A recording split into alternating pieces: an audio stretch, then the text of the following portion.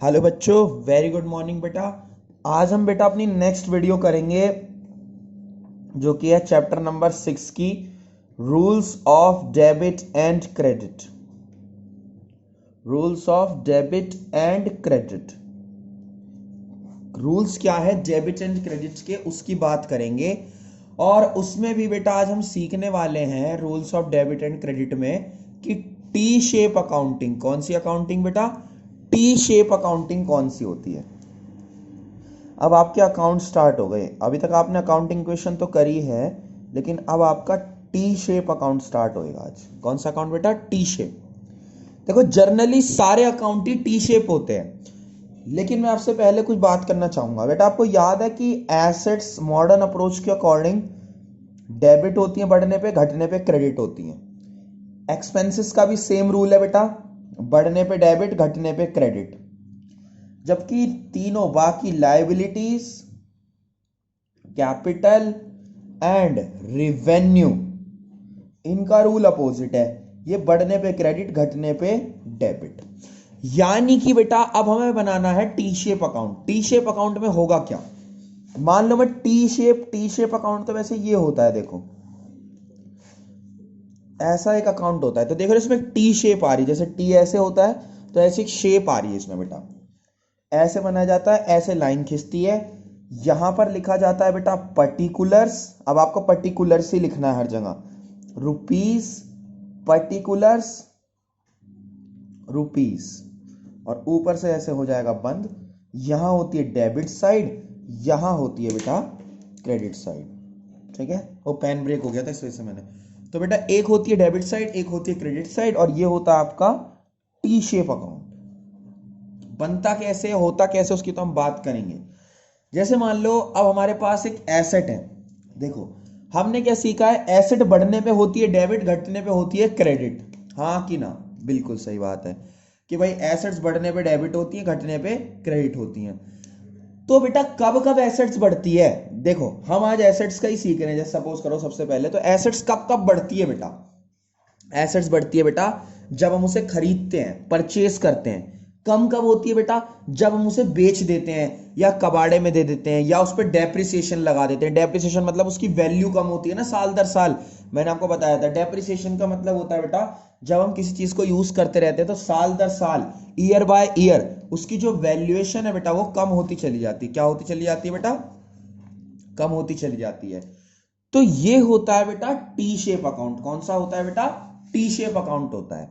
सही है। मैं आपको एक चीज बताता हूं, जैसे कुछ भी बढ़ेगा, एसेट बढ़ेगी बेटा, यानी अगर हम पहले एसेट का सिखाऊंगा मैं आपको, एसेट्स बढ़ेगी बेटा तो वो तो आएगी यहां पर, और अगर एसेट्स कम होंगी बेटा तो वो आएंगी यहां पर। ठीक है, अब स्टार्ट करते हैं, एक एग्जांपल लेते हैं। देखो बेटा क्वेश्चन नंबर 7 है आपके सामने। कह रहा है ओपन टी शेप अकाउंट। क्या कह रहा है बेटा? Open T shape account for furniture and write the following transaction on the proper side. और write the following transaction on the proper side. ठीक है बेटा, प्रॉपर साइड पे लिखने के लिए कह रहा है। अब सुनो, पहली एंट्री है फर्नीचर परचेस्ड 50,000। फर्नीचर खरीदना है बेटा कितने का? 50,000 रुपए का। बेटा सुनो, पहले आपको लिखना कैसे है, फर्नीचर अकाउंट एक होगी डेबिट साइड, एक होगी बेटा क्रेडिट साइड। फर्नीचर को परचेज किया है ना, कितने का किया है बेटा? 50,000 का। तो देखो जब भी फर्नीचर परचेज होगा, नीचे मत देखो अभी, फर्नीचर परचेज होगा बेटा तो क्या होगा? फर्नीचर बढ़ेगा कम होगा? ऑब्वियस सी बात है बेटा, बढ़ेगा ही। तो फर्नीचर परचेज कितना हुआ बेटा? 50,000। क्या आया? डेबिट में। कैश वगैरह मत देखो, ये लिखो फर्नीचर परचेज 50,000। बड़ा है ना बेटा, बढ़ेगा तो डेबिट साइड आएगा। दूसरी ट्रांजेक्शन फर्नीचर सोल्ड। फर्नीचर हमने बेच दिया, यानी फर्नीचर को हमने सेल कर दिया। तो जब फर्नीचर को हमने सेल करा होगा तो कितने का? 10,000 का। हमारे पास से फर्नीचर गया होगा ना, तो बेटा sale of furniture 10,000 credit side, क्योंकि एसेट कम होने पे क्रेडिट होती है। नेक्स्ट अगेन फर्नीचर परचेज 15,000, तो बेटा अगेन फर्नीचर परचेज आ जाएगा 15,000। ठीक है।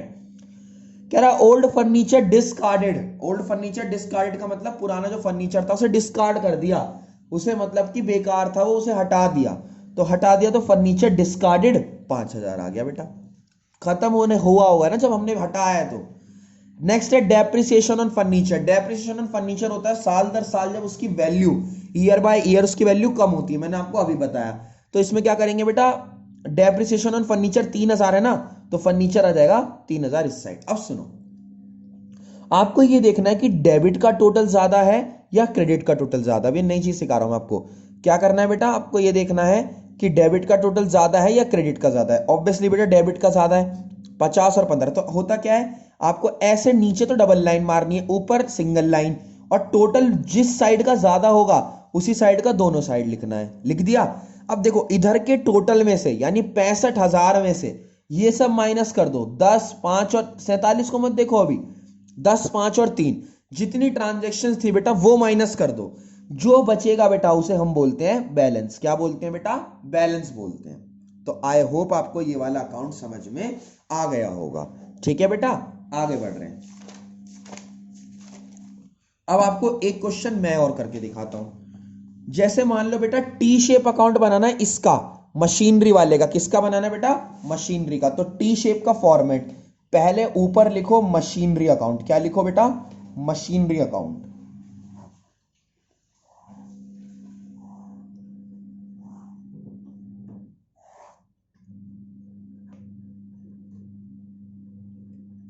यहां पर आता है पर्टिकुलर्स, रुपीस, पर्टिकुलर्स और रुपीस। ठीक है बेटा, ऊपर से कर दो क्लोज।